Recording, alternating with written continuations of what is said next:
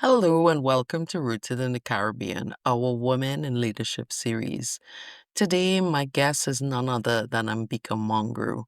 Ambika and I started working together in 2009 um, at the Den. It was called Marketing and Distribution. Um, Ambika joined the Massey Group in 2003 and has spent approximately 2 decades leading various areas, including commercial, supply chain, and operations areas in the Massey Integrated Retail portfolio. She is a graduate of the University of Lincoln, UK, and also completed the Ivy Executive Development Program from Western University Ivy Business School. In 2012, Ambika was appointed to the board as Operations Director in Trinidad and has also served as a director on the board of the distribution and retail businesses in Barbados, Guyana, and the US. In 2018, she was appointed to the position of Chief Executive Officer of Massey Distribution Trinidad, a division of the Massey Integrated Retail Limited. She also joined as an executive director and senior vice president on the integrated retail portfolio in 2019, and in 2023, she was appointed to the position of senior vice president or country head for the integrated retail portfolio. Ambika is highly regarded for her strategic insights and is well known for her ability to undertake complex commercial and operational challenges. She's a dynamic leader, fostering organizational culture, driving people focused initiatives, and leading robust transformational change that's aligned to business objectives and organizational growth. Ambika was instrumental in the setup of the new distribution facilities in Guyana and Jacksonville and the new distribution business in St. Lucia. She also championed operations and process best practice across their portfolio. She most recently was part of the team that led the acquisition of the Row IGA supermarkets in the USA and continues to drive major strategic initiatives in the retail and distribution businesses for the Massey Group. I would love you to welcome Ambika to this platform.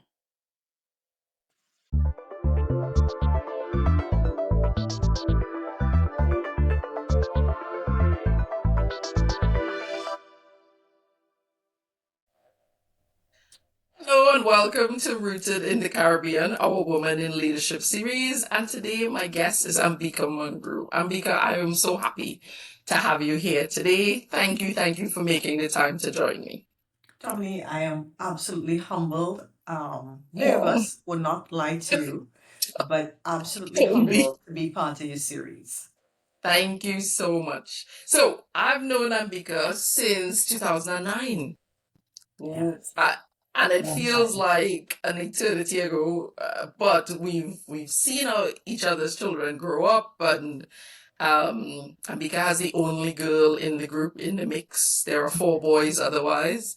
But yeah, so Ambika, talk to us about your roots. What are your roots? So, Tommy, as you know, I'm a South girl in Trinidad, Princestown to be exact. I came from a very, very close family, um, eldest of four kids, right? Okay. And that means when I say eldest, it means, when you're growing up in that age, the pressures, the Yeah. setting the example, all of it. But in a household where, my parents pushed me really hard, I didn't grow up with barriers of boys could do this and girls could do this. So I was very Mm, happy for that. But I grew up in a community of family and friends. And I think in the Caribbean, that's something we take for granted. First of four kids. Sorry, yes. I'm right. the I eldest was gonna, girl. I'm the eldest, right. I'm not the girl. Two boys in the Yeah. middle, and my sister's the last. We have that in common. Right. Not of four, but the eldest. And with that comes, I think that does influence the way you show up as a leader. Would you So agree? definitely. So the responsibility sits on your shoulder. You set the example. You also look after whether you ask or not, you feel that sense of responsibility to your Responsible. siblings. And I think that has always been a factor for me in terms of showing up for my siblings. Like I said, I Yeah. came from a very, very close family. But that has influenced even, as you grow, as you move into your life as an individual, professionally, personally, it really spills over. Mm, That sense of ownership, that sense of responsibility, that just that I guess that you grow up faster too. It's a true. maturity thing, True. and you tend to feel like you grow up faster when you're the eldest child. At least for me. Yeah, no, I completely I can relate. And how do you think that that upbringing has influenced your leadership journey? So values. My personal leadership is based on my personal values. I grew up integrity, honesty, that loyalty. Those are things that I hold very, very close to me. Yeah. And that spills over into the leadership style that I have. So I spoke about community and community around everybody in the mix. So you tend Mhm. to have a more sense of that inclusiveness, the teamwork, and that Yeah. influences your leadership. Listen, I have to make a big decision. Everybody in my family needs to get involved, right? And I guess And have a say too. and how I say, and I think that has spilled over even in your leadership style. That influences your leadership style because Yeah. it's important. But I think the value system that you have as an individual growing up, it Yeah. really impacts you professionally later down. Yeah. And would you say that there's anything that you've had to sacrifice as you progressed in leadership? I think there always sacrifice. People always ask the question about work-life balance, right? Hmm. And family is important to me. It's critically important to me. And you have to sacrifice. I don't know if there's work-life balance. I think there's a Right. balance that you create for yourself personally. There are times some give, it's on Hmm. both sides. You give, be it professionally, personally. But at the Yeah. end of the day, I think what's important is you show up. Mm, Um, okay, I've missed some events for my kids. The major ones I'm always there. And one would yeah. say, okay, that's a sacrifice you're making. Hmm. But you tend to compensate on both sides. So it's hard for me to say I have this fantastic work-life balance, but I am present. I am Yeah. visible. I am there. And that may show up very differently. For people, it varies. Mhm. And I had a conversation with another friend, and I was saying that it's often difficult to we have this perception as women that we need to do things perfectly. And it's often difficult to find that middle ground. Something has to give sometimes, but it doesn't mean that um you're not working to get that equilibrium. I agree. And I think too, I think if you're doing it, communication is important. Communication with the Hmm. circle around you, whether it's in a personal circumstance or whether it's a professional. I think if you're open, so with women, sometimes the challenge is we don't ask for support. And I'm not going to say help, I'm going to say support Support. Yeah. because we tend to want to do all of it. We have to Mm, perfect it and we feel the responsibility lies with us, be it the kids yeah. and all of that. So we don't seek out the support or the help. Quite frankly, I couldn't be here without the support of family in terms of my parents. I have to travel. I mean, my kids were young when I was in a leadership role. Yeah. So that's a sacrifice you make. But I'm a firm believer that dreams don't work unless you do, and you need to do, Mm, right? yeah. So you're building for your kids and all of that. And you need to balance that back. You need to be able to step back to and create the space for yourself and your family. But you also need to seek out support, a support Yeah. system, a support structure, a network that can help you, and the right network, because support isn't always what we want it to be or what we want to hear. And that's Yeah. hard to deal with sometimes, because sometimes we think support is people telling us what we want to hear. That is very true. Um, what you said something there about like creating that village that supports and takes you. How do you find time for you as a woman in leadership? How do you carve out that space for to rejuvenate and replenish yourself? So that's important. Do I have a down pack? Absolutely not. If I said to you this last month, I think I had the worst balance. Mm, But it is important, and there are times when you're gonna be really you have to give a little bit more. But there are mm, times like if I make this piece, okay, this weekend, that's my kids' weekend, my family weekend, all of it, then it is. You yeah. switch off and you create the time. But on a personal thing, I love reading. I love my me time. I love my downtime. I love yoga. So Right. if I have to get up 5 o'clock in the morning and do it, or 9 o'clock in the night and do it when everything is out and settled, Yeah. I will. So I guess you have to also know what is it, the one or two things that, but settles you, Yeah. It gives you calms that you, equilibrium relaxes you, and creates a balance for you. And if you know that, I think you'll find the time. You'll be motivated to get the time to do it. to do it. Yeah. No, makes sense. And just in terms of motivation, who would you say has motivated you to become a leader? So when I started out, like I saw a big challenge for women was their own self-doubt or lack Mm, of self-trust. hmm And I guess I'm the one, if you tell me I can't, well, hell hard, I'm going to show you I can. And Yeah. that is self-motivation, right? So a big part of it is you saw around you um a lot of that. I said, I'm not going to be one of those, right? I'm going to be quite the opposite. A little bit of rebel in me, but Mhm. I am the one who would be motivated by if you tell me I can't, I'll show you I will. And I could. And Yeah. it's something I try with my children to say, there's nothing that you cannot do. But I grew up in that household, so I had my parents always saying you can do anything you want to do and be. Mhm. And it, like I said, it wasn't separate. Boys had to do this, girls had to do this, men, women, nothing. But the motivation is a self one that has to start there first before something else can motivate you. At least that's Motivate what you. I think, Dominique. Yeah. Yeah.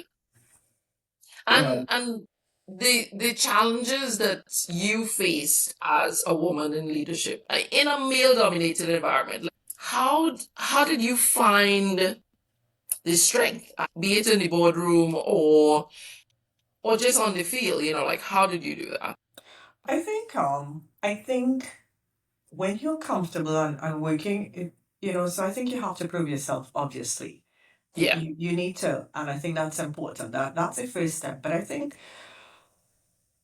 going back to that, okay, I bring this to the table, communicating what you bring, integrating, collaborating. And I think it's working through the team that you have or the people that you work with and sharing some of that. Some may be open, some may not, but Mm. not letting that pull you down or um, diminish any of it. And I think that's important, but it takes great strength to Yeah. do some of that. And like I said, a big factor is if you have self doubt or a lack of self trust, it's going to be even harder.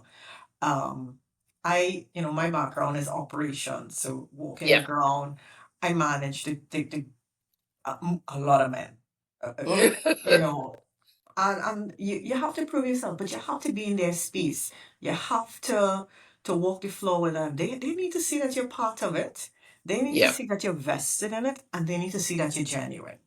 Yeah. And I think that has helped in the respect you get, growing into the roles and responsibilities, but the respect that you get. And I think that's really where I saw walking the ground how much it made a difference. Yeah. In terms of your leadership, what would you say was that defining moment or moments in your journey that kind of signified, you know what, I've got this. I know how to navigate that space. So I remember, so my background is operations, supply chain, and then I had dabbled a bit commercial and all of that. But I remember when I was the COO and I was placed into a negotiation with a commercial entity, supplier, all of Hmm. that. Um, I I I guess I saw my predecessors do it a certain way, and I thought maybe I had to do it that way. But I remember Right. going into the room, and taking that approach, not my approach. And I quickly retracted. That was not going to work. I realized it was, and I have a thing about feeling fast and seeing Yeah. it and realizing I needed to be me. I could do it the same way. I don't have to do it that way. And I needed to be true to myself on how I did it. And that Mm, really stood out for me because it didn't go well. right. And that's okay because I have made a lot of mistakes, but it's really made me into the resilient leader that I think I am today, right? So I failed fast. It didn't work out. It did not happen how, the outcome I Did wanted. it? Yeah. But went back in a second time 2 weeks later and did it my way and got the result that That benefited you will. both parties. And Right. that really stood out for me because I was trying to do it like how The my way you'd predecessors seen did it. or what I saw or what and that's their style and that's fine, it worked. But I wasn't being true to me and I wasn't doing it my style. And I realized I needed to trust me and do it Mm, my way. yeah. No, that is, whew, that is so true. It resonates with me as well because often you look at the approach that someone takes and you see the success that they have, and you think about, well, I should be able to replicate that as well. But that's not how they do it, and what they do is unique to them and Correct. not unique to And I everyone. think Yeah. and I think that's important in leadership, right?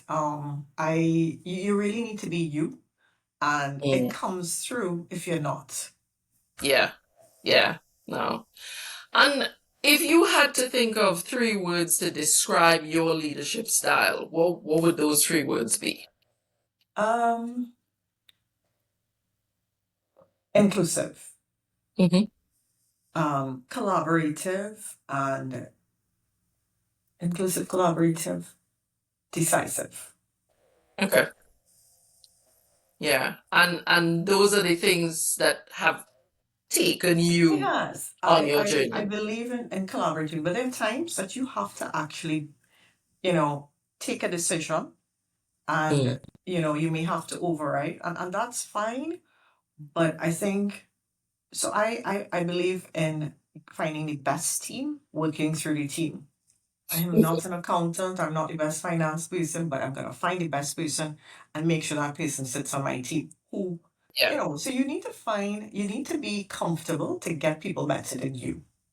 Yeah. And I Yeah. think people struggle with that sometimes, right? That's a really good point. I remember someone saying to me once that it's really important to upskill your team because what it allows you to do is grow. If you try to manage and hold Yeah. everything close to your chest and you don't develop those around you, then when the next opportunity comes for your growth, Yeah. you won't be able to move on because you haven't I'm a firm believer upskilled the of team. that, and I've seen it. You get the best people, you line them up, you work through them, and that's my style. But like I said, there are times you may have to really take certain decisions, whatever. But communication is critical, critical if you do Mm, something like that. But you have to find people better than you to be on your team. mm. And not feel intimidated And by insecure. those people. And Yeah. insecure. Yeah. And that is I don't think women are as challenged by that. Um, No, I don't think but I so could be too wrong. either. I don't think so too either. But it takes a lot of courage, huh? It takes Mm, a lot of courage to stand alone sometimes to make those decisions. It takes a lot of courage to be in that space and be okay. And it does. Courage, I mm, think, is so important. It's like one of those pillars that underlying pillar in leadership that's so yeah. important, but understated. And also, the other point that you made about it can be lonely. Being a leader is a lonely place. It's a lonely place, which is why courage, the Mm, courage to take the risk, the courage to stand alone, the courage to say no, the courage to push back. That I think mm, is it's understated in leadership, but so critically important. But yeah, it depends though. It's linked and it goes back to as an individual, your comfort level with you, making sure you don't have self-doubts and knowing what you bring to the table too. yeah. No, Zara, your daughter, she is young. But when you think about her future as a woman in leadership, what are some of the pitfalls you would hope she won't have to experience? I so failure is important to be a fantastic leader. I've seen Mm, too many times where people they do well when things are going well.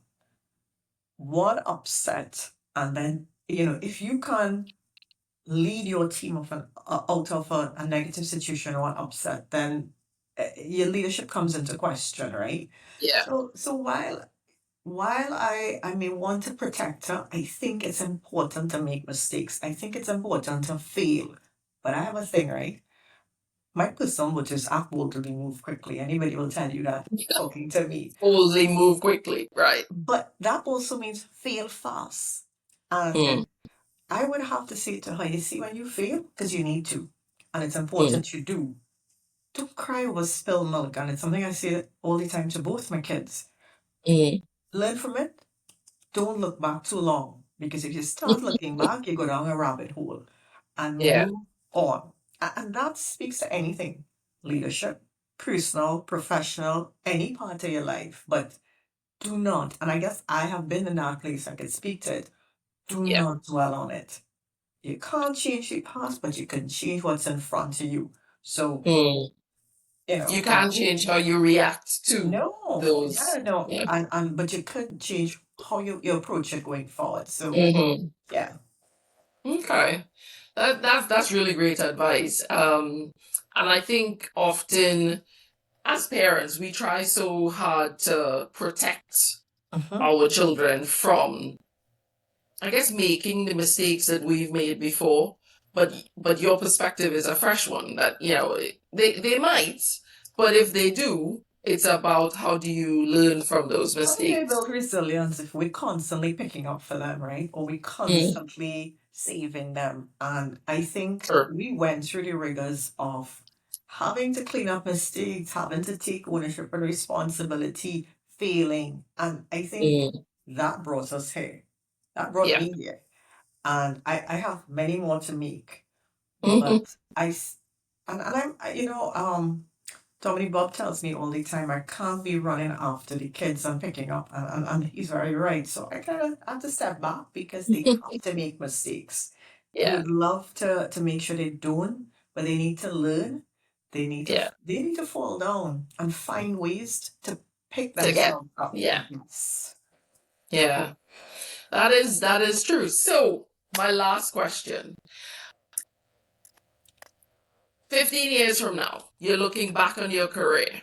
What are the things that you want to be known for? What's the legacy you want to leave behind? Honestly, the legacy of people development, right? I am passionate about creating new leaders, creating Mm, the leaders. Like, okay, one might say I'm in a role, I have X amount of years. Okay, but you know what? Succession, creating that next, because I don't know what yeah. happens tomorrow. And creating that pipeline of talent, development of people, and that for me is so important. And it's we underplay it. We I don't know, maybe Caribbean companies, we don't spend enough time developing succession Yeah. and all of that. And we think succession is if somebody's going to retire. And Mm, it's not, but it's also retention and yeah. people development is really important. And I think for me, I have been spending a lot of time doing that, creating the next set of leaders, putting in place what we need to do, how we need to invest in them. And if I look back, I want to be able to see, I guess so. So one of it is, oh wow, that person came up and Mm, got this role and we didn't have to go external. And it's one of the things I'm proudest about. We've done a few of it internally, be it yeah. Guyana, Trinidad, in where I currently operate. But I would love to see a lot more of it. I would love to see we don't have to look internationally for Define. regional Mm, executives and regional talent. yeah. There's And so and much in specific Caribbean. and how do you think there's something specific that needs to be done to help the next generation of women leaders? That mentorship and that network to be in a space where people where women are pulling women down, and you tend to find Hmm. that a lot more with women, not men, right? Men actually support each other, and they have a stronger, We talk double, about the what boys' I call club. it, network. Yeah. I think so. It was lonely for me coming up a lot. I was a young leader, and that space. One of the things I encourage the women now is you'll need a network of support. And it's something I actually try to build with them. So Yeah. create that support, create the people that you could go to get that advice, the support, the mentoring, the coaching. So I spend a lot, I believe that's critical for any leader, Mm, male or female, but it's something that I'm vested in. And I think it's really important. Well, you ask women leaders, but yes, for all leaders, but women leaders, I think having specifically. that support of that network, coaching, mentoring, Mm. And so now you provide that as a leader, you provide that that's coaching a and that, that's yeah. a part of any executive development. You can be the number one, but I think you need to have a coach still. You have blind spot. Everybody have blind spots. Yeah. Yeah. And we tend to think it's only when it's necessary. I don't. I think as a leader, you're gonna always have these ups and downs. And I think it's important we have people who keep us grounded. Hmm. And so we're conscious of the blind spots. We have someone we can speak to, we feel comfortable with, but coaching, mentoring, critically, I think it's a must as an executive and in leadership. Yeah. No, that's really, really insightful. Because I think you're right. We call it the boys club, and people will speak in a disparaging way about it often. But the reality is, if as women we had that network, that built-in safety net, where we could kind of work with each other, in a seamless way, you're right. We wouldn't have some of the challenges that we do in terms of that professional I space. think too, like if I look back, asking for support earlier, that's Mhm. something I would have done differently and not think I had to do it all on my own. Yeah. Much Yeah. To earlier. prove, yeah, to kind of prove So yourself. one of Yeah. the things I say to the teams around me, ask for that. We're not judging. Ask for the support. Mhm. It's critical. It's critical in any leadership position. Yeah. No. Ambika, thank you. Thank you for your time. Thank you for your wisdom. I really appreciate it. Thank you for having me. I really, it was lovely chatting. Again, very humble. It's not one of those things I'm most comfortable with, but I feel passionate about certain things. So thank you. Yeah. You're most welcome.